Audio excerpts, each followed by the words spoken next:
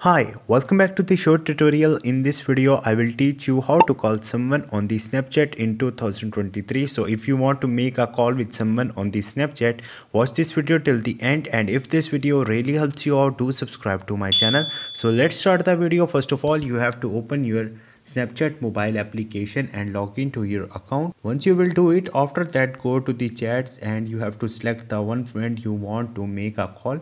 So right now I have only one friend.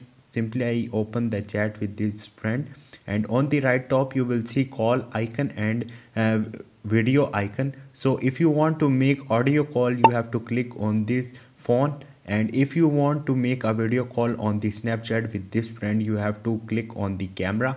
So this is the simple way to make a call with someone on Snapchat in 2023. Hope this video will helpful for you. If you have any question or any confusion, just drop a comment. I will try to help you. Thank you.